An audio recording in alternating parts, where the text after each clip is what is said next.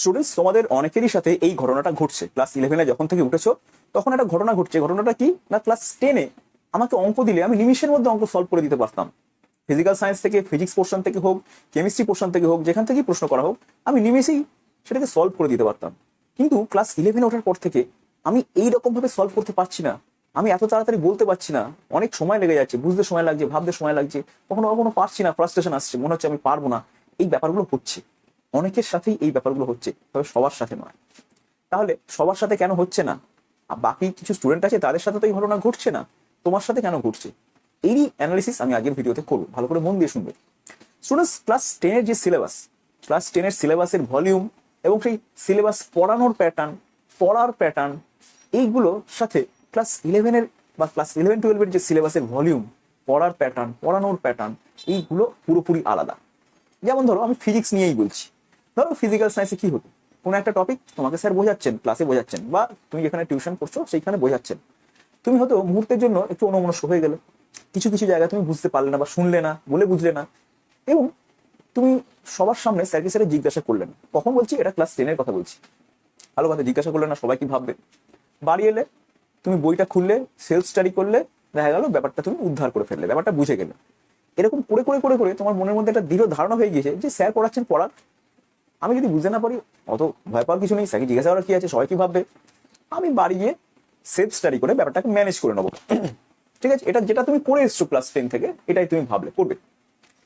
এবং ক্লাস 11-এও দেখা যাচ্ছে স্যার ফিজিক্স পড়াচ্ছেন, স্যার ভেক্টর পড়াচ্ছেন। ভেক্টরের হয়তো দেখা যাচ্ছে যে কি করে কম্পোনেন্ট অ্যানালাইসিস করে অনেকগুলো ভেক্টরের সামেশন করতে হয় সেটা তিনি শেখাচ্ছেন। কিন্তু সেটা শিখতে শিখতে তুমি হয়তো ঠিক 2 মিনিটের জন্য অন্যমনস্ক হয়ে গিয়েছো। 2 মিনিটের জন্য অন্যমনস্ক হয়ে যাওয়ার জন্য তুমি পরের পার্টগুলো কিন্তু আর বুঝতে পারছো না যে কি হচ্ছে। এবং তুমি তখন স্যারকে থামিয়ে জিজ্ঞাসাও করছো না যে স্যার এই ব্যাপারটা আরেকবার বলবেন, এটা জিজ্ঞাসা করছো না, কারণ সেই অভ্যাসটা তোমার ক্লাস 10-এও ছিল না। ঠিক আছে, তো এই এখন যেভাবে তুমি পড়লে, তুমি যে বুঝতে পারলে না, এবং তার উপর ঘাড়ের উপর চাপলো, মানে ভেক্টরের ওই পোর্শনটা পড়ানোর পর তার অ্যাপ্লিকেশন পড়ানো হলো, অন্য একটা হয়তো টপিক ভেক্টরের পড়ানো হলো, যাতে ওই কম্পোনেন্ট অ্যানালিসিসটা ইউজ করা হয়েছে। তাহলে ব্যাপারটা বুঝতে পারছো, ঘাড়ের উপর কতগুলো জিনিস চাপছে। ওইটুকু 2 মিনিট তুমি খালি শোনোনি, তার ফল ভোগ করতে হচ্ছে পরের ক্লাসের পার্টগুলোতে। এবং তুমি হয়তো ভাবলে যে ঠিক আছে, আমি ব্যাপারটাকে ম্যানেজ করে নেবো। বাড়ি এসে বই খুললে, বই খুলে যখন পড়তে শুরু করলে, দেখলে একটা অথই সমুদ্রের মধ্যে পড়ে গেছে। কোথা থেকে কি পড়তে হবে, কি কোথায় কি লেখা আছে, কিছুই তুমি বুঝতে পারছো না। আপ্রাণ চেষ্টা করেও তুমি ব্যাপারটাকে ম্যানেজ করতে পারলে না। নেক্সট দিন আবার পড়তে গেলে, তারপরে দেখা যাচ্ছে তারপর থেকে তুমি নিউটনস ল এর উপর কিছু প্রবলেম করলেন, যেখানে দেখা যাচ্ছে কম্পোনেন্ট অ্যানালিসিসটা ইউজ হচ্ছে। তুমি তখনও আরোই বুঝতে পারলে না, কারণ আগের ব্যাপারগুলো তোমার ক্লিয়ার নেই। তাহলে ওই বোঝাটা আবার চাপলো। এরকম করে বোঝার উপর বোঝা তোমার উপর চাপতেই থাকছে। অপরাধ কি? অপরাধ হচ্ছে 2 মিনিট অন্যমনস্ক হয়ে যাবে এবং সেটাকে আর রিকভারি করতে না পারা। তো স্টুডেন্টস, এটা ফিজিক্সের ক্ষেত্রে বললাম, এই ঘটনা তো কেমিস্ট্রিতেও ঘটছে, ম্যাথেও ঘটছে, বায়োলজিতেও ঘটছে। তাহলে এই 4টে subject, physics, chemistry, math, biology, এই 4টে সাবজেক্টেই যদি এরকম 2 মিনিট করে অন্যমনস্ক হয়ে যাওয়ার জন্য যে শাস্তিটা তুমি পাচ্ছ, সেই শাস্তিটা একসাথে সহ্য করে নেওয়ার ক্ষমতা ক্লাস 11-এর বাচ্চা বাচ্চা ছেলেগুলোর মধ্যে থাকে না। তাদের মনের এতটাও জোর থাকে না। আমি এখানে তাদের কথা বাদ দিলাম যাদের ক্লাস 11-এ উঠলে পাখা একটা করে গজিয়ে যায়, দুটো করে পাখা গজায়, এবং তারা বিভিন্ন জায়গায় দেখা যাচ্ছে কোথায় কোন মেয়ে ভালো বা কোন ছেলে ভালো, কিরকম দেখতে ভালো, তার সাথে থাকতে ভালো লাগে, এই ব্যাপারগুলোর মধ্যে ইনভলভ করে ফেলছে। অর্থাৎ নিজের মধ্যে যে হরমোনের যে সার্জ, হরমোনের যে একটা প্রবাহ, সেই হরমোনের প্রবাহকে নিজের মনস্তত্ত্ব দিয়ে সেটাকে নিয়ন্ত্রণ করতে পারছে না। তাদের কথা আমি অন্যদিন আলোচনা করব। এই আলোচনাতে সেই সব স্টুডেন্টরা রয়েছে যারা এই হরমোনের সার্জটাকে কন্ট্রোল করতে পারছে, আটকে রাখতে পারছে নিজের মনটাকে, তা সত্ত্বেও, পড়াশোনার চেষ্টা করা সত্ত্বেও তাদের ফ্রাস্ট্রেশন চলে আসছে। সেই সব স্টুডেন্টদের জন্যই আমি ভিডিওটা করছি, এই ভিডিওটা। আর ভেবো না যে তাদের জন্য করবো না, তাদের জন্য আমি করবো, সেটা অন্য ভিডিও, অন্য টপিকে রাখবো, সেটা অন্য ব্যাপার, সেটা মনস্তত্ত্বের অন্য ব্যাপার, সেটা নিয়ে আমি পরে আলোচনা করবো। এখন আলোচনা করছি এই মনস্তত্ত্বটা নিয়ে, তোমাদের এখন যে সমস্যা, যারা এই সমস্যায় ভুগছো তাদের নিয়ে। আশা করি বুঝতে পারছো। তো এই যে ঘটনাটা ঘটছে, এই ঘটনাটাকে তোমাকে প্রথম থেকে আটকাতে হবে। ওই যে 2 মিনিট বুঝতে পারলে না, তারপর দেখছি যে আমার অন্যায় হয়ে গেছে, আমি পরেরটা বুঝতে পারছি, তখনই স্যারকে থামিয়ে দাও, স্যার প্লিজ আরেকবার স্যার বলবেন ওই জায়গাটা, আমি ওই জায়গাটা ধরতে পারিনি, ওকে স্যার বুঝিয়ে দেবেন। কিন্তু এই ব্যাপারটাই তুমি যদি বারবার করতে থাকো, বারবার যদি 2 মিনিট অন্যমনস্ক হয়ে যাবে এবং তুমি স্যারকে বারবার বোঝাতে বলো, স্যারও তো মানুষ, তিনি কিন্তু অসন্তুষ্ট হবেন, অসন্তুষ্ট। তিনি বুঝতে পারবেন যে তুমি বারবার অন্যমনস্ক হয়ে যাচ্ছ। তাই শুধু স্যারের দিকটা নয়, তোমার দিকটাকেও তোমাকে কারেকশন করতে হবে। মানে ওই যে অন্যমনস্ক হয়ে যাচ্ছ, তারপরে তুমি স্থির করে নাও আর কোনোভাবেই তুমি অন্যমনস্ক হবে না, এবং অন্যমনস্ক হলে চলবে না। অন্যমনস্ক হয়ে যাওয়াটাই কিন্তু ক্লাস 11-এর সায়েন্স পড়ার ক্ষেত্রে বিরাট বড় একটা অন্তরায়। দেখা যাচ্ছে যে টপিকটা পড়ছো সেই টপিকটা খুব ডেপথে পড়ার দরকার আছে, সেটাকে যদি খুব ভালো করে না শোনো, ভালো করে রিয়ালাইজ না করো, ভালো করে অনুভূতি না করো, ভালো করে না ভালোবাসতে পারো, তাহলে ওটার উপর তোমার লক্ষ্যতে আসবে না। তাহলে যাকে ভালোবাসবে তাকে তো সময়ও দিতে হবে, তাই না? যাকে ভালোবাসবে তাকে সময় দিতে হবে না? কেন তোমার কথা শুনবো? ফিজিক্স বলে কি সে মানুষ নয়? সেও মানুষের মতোই, তাই সময় দিতে হবে, ভালোবাসতে হবে, কাছে টেনে নিতে হবে, চেষ্টা করতে হবে বোঝার। এই ব্যাপারগুলো করতে করতে দেখবে একটা সময় এই ব্যাপারটাই অভ্যাস হয়ে যাবে, অর্থাৎ সময় দেওয়া, ভালোবাসা, চেষ্টা করা, এইগুলোই একটা অভ্যাস হয়ে যাবে। এটাই নিয়ম, এটাই সাইকোলজি, এটাই নিয়ম, এটাই হয়। তাই এই ব্যাপারটা চেষ্টা করতে হবে তোমার। ওই 2 মিনিট যেটা ভুল হলো শুধরে নাও, সঙ্গে সঙ্গে স্যারকে জিজ্ঞাসা করো। ওই ক্লাস 10-এ আমি পারতাম, ক্লাস 10-এ কি ছিল? ক্লাস 10 একটা এক্সাম্পল দিচ্ছে, ধরো গ্যাস। ক্লাস 10 তুমি গ্যাস নিয়ে কি পড়েছো? বয়েলস ল, চার্লস ল, তাই না? বেশ, তারপরে কি পড়েছিল? গ্যাসের গতীয় তত্ত্ব। গ্যাসের গতীয় তত্ত্ব কতটা ছিল ক্লাস 10-এ? এক পাতাতে গ্যাসের গতীয় তত্ত্ব বলা ছিল। গ্যাস কি কি রকম নিয়ম মেনে চলে, কি কি বিহেভিয়ার, আর এই একটা কথা কটা অ্যাজাম্পশন ছিল, সেই অ্যাজাম্পশনগুলো তুমি মুখস্থ করে গেছিল। আদর্শ গ্যাস, বাস্তব গ্যাসের কি পার্থক্য, এই কথা জাস্ট একটা পাতার মধ্যে পুরোটাই ছিল। এবার গ্যাসের গতীয় তত্ত্ব নিয়ে গোটা চ্যাপ্টারই আছে, kinetic theory of gas class 11। তাহলে এই গোটা চ্যাপ্টারটা আর ওইটুকু জায়গায় কি এক হলো? ওই গ্যাসের গতিতত্ত্ব করতে গিয়ে তুমি হয়তো অন্যমনস্ক হয়ে গেলে, কটা কথা শোনোনি, বাড়ি গিয়ে বইটা ভালো করে পড়লে, বোঝার চেষ্টা করলে বুঝে গেলে।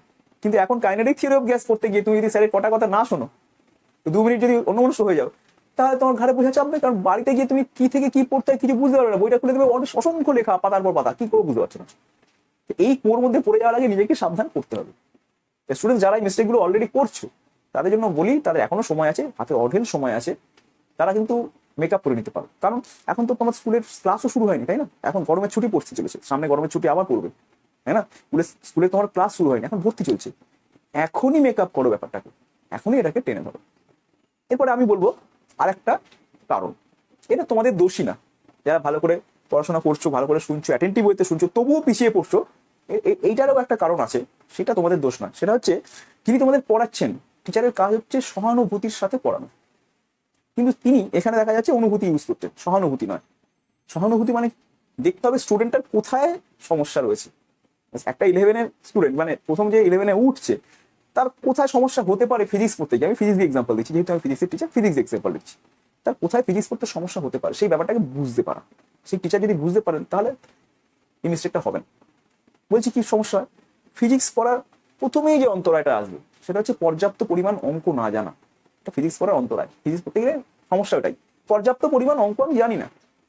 পর্যাপ্ত পরিমাণ অঙ্ক মানে কি? ত্রিকোণমিতির কিছু কিছু জিনিস হয়তো তুমি জানো না, ত্রিকোণমিতি কাজে লাগে খুব ফিজিক্সের, ত্রিকোণমিতির কিছু কিছু জিনিস তুমি জানো না। বেশ, তারপরে কি কাজে লাগবে জানো? তারপর ডিফারেন্সিয়েশন এন্ড ইন্টিগ্রেশন, অর্থাৎ ক্যালকুলাসের একটা ছোট্ট পার্ট, যেটা বোঝানো খুব কঠিনও নয়। রেট অফ চেঞ্জ ক্যালকুলেট করতে গেলে ডিফারেন্সিয়েট করতে হবে কোনো ফাংশনকে, ঠিক আছে? কোনো ফাংশন তার কার্ভের তলায় যে এরিয়া ক্রিয়েট করছে ওয়াই অ্যাক্সিস এক্স অ্যাক্সিসের উপরে, সেই এরিয়া ক্যালকুলেট করতে গেলে তোমার ইন্টিগ্রেশন করতে হবে। এই কার্ভের তলার এরিয়া আর রেট অফ চেঞ্জের যে গ্রাফ, রেট অফ চেঞ্জের যে নিয়ম, এই দুটো নিয়ম কিভাবে বাস্তবের সাথে জড়িত, এটাকে খুব সহজেই স্টুডেন্টদের শিখিয়ে দেওয়া যায়। ক্যালকুলাস শেখাতে শেখাতে তাকে দিয়ে 1D মোশন 2D মোশনের ছোট ছোট প্রবলেমও সলভ করিয়ে দেওয়া যায়।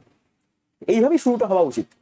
ত্রিকোণমিতির কনসেপ্ট ক্লিয়ার করে, ডিফারেন্সিয়েশন ইন্টিগ্রেশনের বেসিক কনসেপ্ট ক্লিয়ার করি, তাকে যে অ্যাপ্লিকেশন কি করে, ওটা ওই যে কলটা শেখালো, ওই কলটা কোথায় ইউজ করতে হয়, ওটা মেশিনটা কোথায় কিভাবে ইউজ করতে হয় সেটা শিখিয়ে দেওয়া, এবং তারপরে ভেক্টরের কনসেপ্টটা তার মধ্যে ঢোকানো। ভেক্টরের কনসেপ্ট বা এই কাজটা করতে কিন্তু তার অনেকটা সময় লাগবে, প্রায় 1 মাস ধরে এই কাজটা কিভাবে করতে হয়।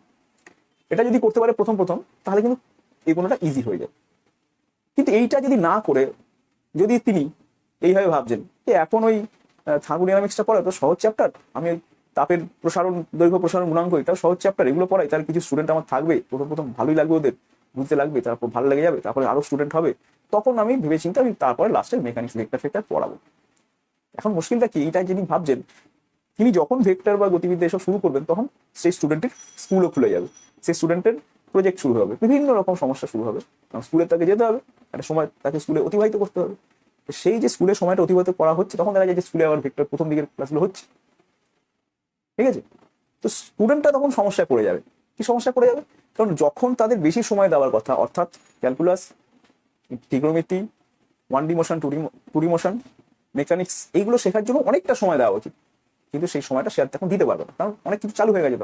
তখন আর সময় দিতে, তখন পাগল পাগল মনে হবে তার, যে কি হচ্ছে, এখান থেকে তীর আসছে, ওখান থেকে তীর যাচ্ছে, এখানে খোঁজা মারছে, কখন এখানে রিয়াকশন চলে আসছে, কখন এরকম হচ্ছে, কখন ওরকম হচ্ছে, ব্যাপারটা কি হচ্ছে, জাম্বালাক হয়েছে। তখন ব্রেন জাম্বালাক হতে বাধ্য, কিছু করার নেই। তখন দেখা যাবে সে ছেড়ে দেওয়া কেঁদে বাঁচি অবস্থা হয়ে গেছে। 673, 77, 80, 90 পাওয়া ছেলে মাধ্যমিকে, যাদের কোনো দোষই নেই, ভালো রকম পড়াশোনাতেও ভালো, সে সিরিয়াস প্রথম থেকে, জাস্ট প্ল্যানিং করে পড়ানোটা হলো না বলে তার এই সমস্যাটা ক্রিয়েট হয়ে গেল। এটাও কিন্তু একটা সমস্যা তৈরি হওয়ার কারণ। তো স্টুডেন্টস এই ব্যাপারগুলো একটু মাথায় রাখতে হবে, না হলে কিন্তু তোমরা এই সমস্যাগুলো ফেস করবে। ক্লাস 11 আমি সব পারতাম, এখন আমি পারছি না। ওকে, আশা করি বোঝা গেল। পুরো ভিডিওটাতে যেটা বললাম সেটা হচ্ছে ক্লাস 10-এর সিলেবাসের ভলিউম এবং তার প্যাটার্ন, আর ক্লাস 11-এর ভলিউম এবং তার প্যাটার্ন সেই অনুযায়ী কিভাবে পড়তে হবে। দুটো প্যাটার্নই আলাদা। এই আলাদা প্যাটার্ন যে ধরতে পারবে, যার উপর এই আলাদা প্যাটার্ন অ্যাপ্লাই করা হবে বা সে অ্যাপ্লাই করবে নিজের উপর, সে কিন্তু এই সমস্যাগুলোর মধ্যে পড়বে না। স্টুডেন্টস, আশা করছি ভিডিওতে আমার বক্তব্য যা ছিল সেটা তোমরা বুঝতে পারলে। দেখা হচ্ছে নেক্সট ভিডিওতে।